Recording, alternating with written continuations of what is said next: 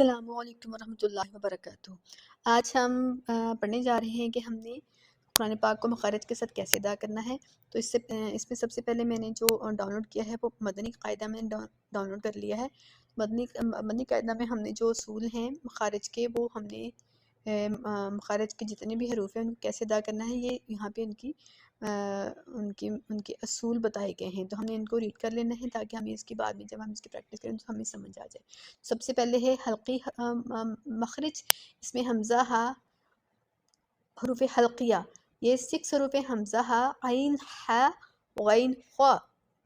سب سے پہلے ہے حمزہ ہا۔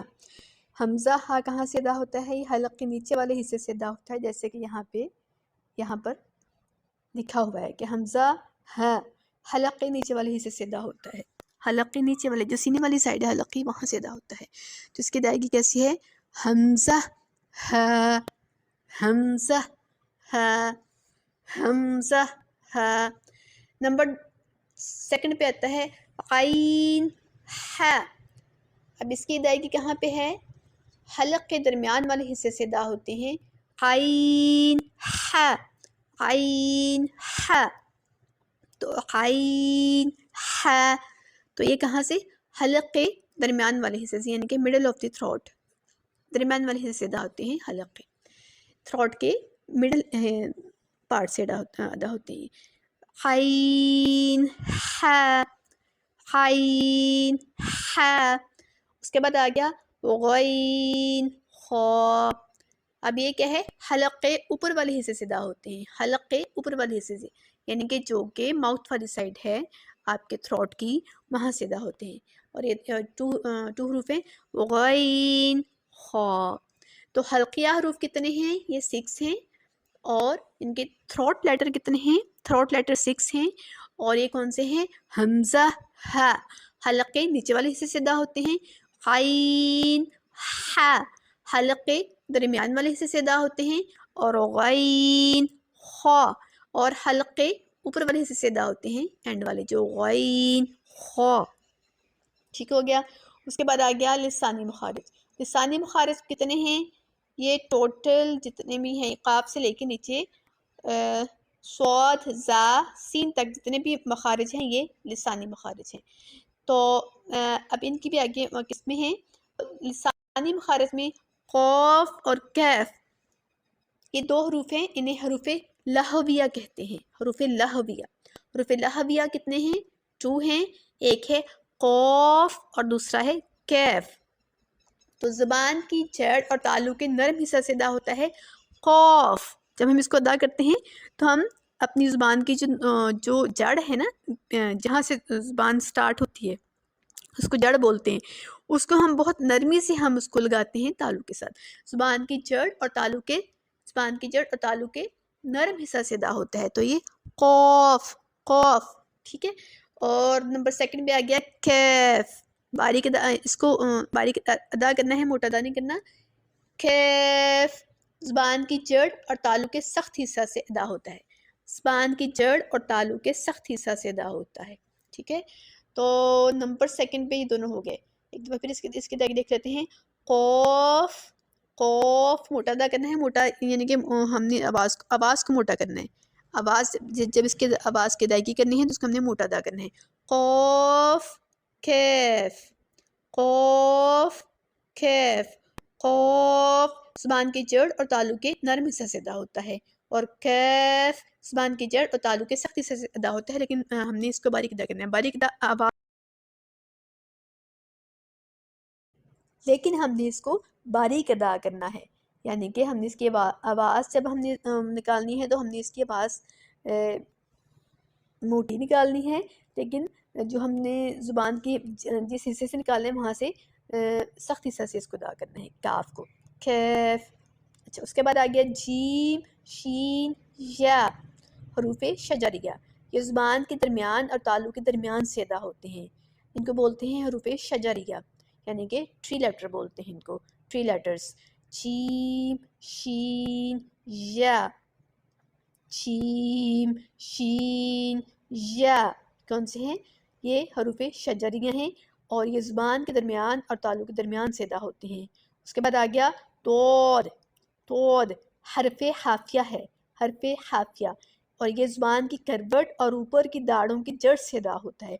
ज़ुबान की करवट में दोनों साइड की जो साइड है, ज़ुबान की करवट से मेरा ज़ुबान की साइड है, दोनों साइड की भी हो सकती है और अकेली लेफ़्ट साइड की भी हो सकती है। मैं लेफ़्ट साइड की जो ज़ुबान की करवट है उसको यूज़ करती हूँ, ज़ुबान की करवट और उसी साइड की जो दाढ़ों की जड़ है उन दोनों से इसकी अदायगी होती है। तो कैसे है, दोद, दोद अरबी अक्षर में दोद है, जो ज़ुआद की अदायगी है वो इसकी अरबी अक्षर में नहीं है, वो इसकी ईरानी अक्षर में है। इसकी असल अदायगी अरबी अक्षर में दोद है, दोद। उसके बाद आ गया लाम, नून, रो, यह हरूफ तौरफिया है। हरूफ तौरफिया कितने हैं, ये 3 हैं, लाम, नून, रो, इनकी अदायगी भी अलग अलग है। लाम कहाँ से अदा होता है, लाम, जब हमने लाम, नून, रो, जब हमने इनकी अदायगी करनी है तो हमने इनमें गुन्ना नहीं, गुन्ने के साउंड नहीं आने चाहिए हमारे। एंड में नून में जो होता है वो तो एंड में नून, जब नून बोल एंड में जो निकलता है वो तो ऑटोमेटिकली निकलेगा, लेकिन आपकी इसकी अदायगी के मिडल में नहीं निकलनी चाहिए गुन्ना के साउंड। लैम, नून, रो, इसकी अदायगी ऐसी होती है। अब कहाँ से होती है लाम, लाम कहाँ से अदा होता है, ज़ुबान का किनारा और ज़वाहिक से सनाया तक के मसूड़ों से अदा होता है। ज़ुबान का किनारा और ज़वाहिक से सनाया तक के मसूड़ों से अदा होता है।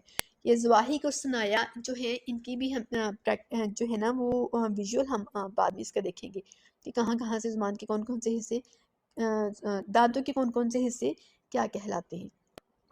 उसके बाद है नून, ज़ुबान का किनारा और अनियाब से सनाया तक के दांतों की जड़ों से अदा होता है। ज़ुबान का किनारा और अनियाब से सनाया तक के दांतों की जड़ों से अदा होता है।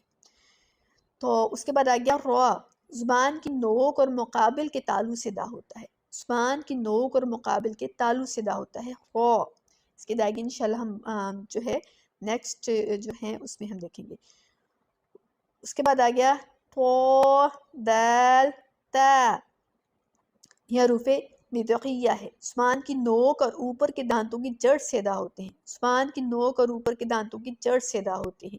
ये कितने हैं, ये 3 हैं, तो, दाल, ता, हरूफे नितकिया, तो, दाल, ता। इसमें तो जो है वो मोटा अदा होगा, क्योंकि जो कुछ हरूफ ऐसे हैं जो कि हमेशा मोटे अदा होते हैं। जब हम इसकी प्रैक्टिस करेंगे तख्ती पे, वहाँ पे ये वाज़ह हो जाएगा कि कौन से हरूफ मोटे हैं और कौन से मुश्किल मोटे हैं और कौन सा हर्फ जो है वो मुश्किल मोटा नहीं है। वो कभी बारीक अदा होता है और कभी उसको हम फुल ऑफ माउथ, कभी हम उसको पूरा अदा करते हैं, यानी कि मोटा अदा करते हैं। तो दाल, ता, ये हरूफ नितकिया हैं और ये ज़ुबान उनकी अदायगी सेम जगह से है। ये ज़ुबान की नोक और ऊपर के दांतों की जड़ से अदा होते हैं। ज़ुबान की नोक और ऊपर के दांतों की जड़ से अदा होते हैं। उसके बाद आ गया वा, ज़ाल, सा, हरूफ लिस्बिया। ये कौन से हरूफ हैं, हरूफ लिस्बिया। इसकी भी अदायगी, इन दोनों की अदायगी भी सेम जगह से होती है। ज़ुबान का सिरा और ऊपर के दांतों के अंदरूनी किनारे से अदा होते हैं। ज़ुबान का सिरा और ऊपर के दांतों के अंदरूनी किनारे से अदा होते हैं। वा, ज़ाल, सा, इन तीनों हरूफ को हमने नरमी से अदा करना है, सख्ती से अदा नहीं करना। सीटी की आवाज़ इन दोनों हरूफ की अदायगी में नहीं आनी चाहिए। वा को हमने पूरा अदा करना है, ज़ाल और सा को हमने बारीक अदा करना है, और इसकी अदायगी ज़ुबान का सिरा और ऊपर के दांतों के अंदरूनी किनारे से अदा होते हैं। उसके बाद आ गया सोद, ज़, सीन, सोद, ज़, सीन।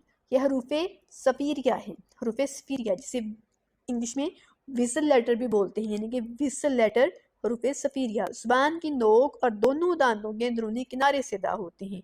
ज़ुबान की नोक और दोनों दांतों के अंदरूनी किनारे से अदा होते हैं ये तीनों हरूफ। ये कौन से हैं, विसल लेटर्स हैं, सोद, ज़, सीन। उसके बाद आ गया, अब यहाँ पर हमारे जो लिसानी मखारिज थे वो एंड हो गए। अब शफवी मखारिज वो स्टार्ट हुए। इनमें फ़ा है, हरूफे शफविया, हरूफे शफविया। ऊपर के दांतों के किनारे और निचले होंठ के तर हिस्सा से अदा होता है। कौन सा, फ़ा, फ़ा कौन सा है, हरूफे शफविया में पहला लेटर है, और ये ऊपर के दांतों के किनारे اور نچلے ہونٹ کے تر حصہ سے ادا ہوتا ہے. اوپر کے دانتوں کے کنارے اور نچلے ہونٹ کے تر حصہ سے ادا ہوتے ہیں. مشکل نہیں ہے اس کی ادائیگی. فا فا. اس کے بعد آ گیا با میم واو. با میم واو. با میم واو. با دونوں ہونٹوں کے تر حصہ سے، میم دونوں ہونٹوں کے خشک حصہ سے، اور واو دونوں ہونٹوں کے گلا حصے سے ادا ہوتا ہے. یہ بھی ہو گئے. اس کے بعد آ گیا جوفی مخرج. اس میں حروف مدہ الف واو یا.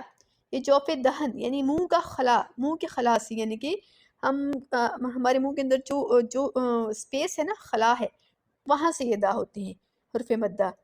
جیسے کہ الف کو جب ہم زبر کے ڈال کے اس کو حرف مدہ بنائیں گے تو آ نکلے گی، تو یہ بھی منہ کو ہم کھول کے اس کو ادا کریں گے تو یہ منہ کے خلا سے ادا ہوگا. جب واو کے اوپر کیسے پہلے پیش ہوگی تو بھی یہ حرف مدہ بن جائے گا. تو یہ پھر کیسے ہوگا؟ او کی ساؤنڈ دے گا تبھی منہ کے خلا سے ادا ہوگا. اور جب ای کی ساؤنڈ دی جائے گی، زیر ڈالی جائے گی اس سے پہلے حرف کے نیچے، یا کے نیچے، تو یہ حرف مدہ بن جائے گا. اور پھر اس کی جب ادائیگی ہوگی تو پھر یہ منہ کے خلا سے اس کی ادائیگی ہوگی ای. تو یہ کیا ہے؟ حرف مدہ الف واو یا جوف دہن یعنی منہ کے خلا سے اس کی ادائیگی ہوگی. اس کے بعد ہے خیشوم. یہ ناک کا بانسا ہے.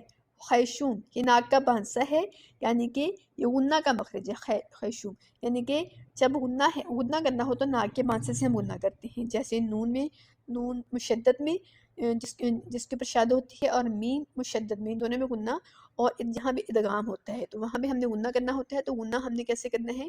وہ ناک کے بانسے سے ہم کرتے ہیں. خیشوم یعنی ناک کا بانسا، ناک میں سے آواز نکالنے کو غنہ کہتے ہیں، اور اس کو خیشوم کہتے ہیں. تو جزاکم اللہ خیرن کثیرہ. دعاؤں میں یاد رکھیے گا. اور اگر آپ چاہتے ہیں کہ میں اس چینل کو لے کے چلوں اور اپنی ویڈیوز اپلوڈ کیا کروں تجوید کے حوالے سے، قرآن کے حوالے سے، تفسیر کے حوالے سے، تو سبسکرائب کر لیجئے گا. تو اللہ تعالیٰ آپ کو اپنی عثمان میں رکھے.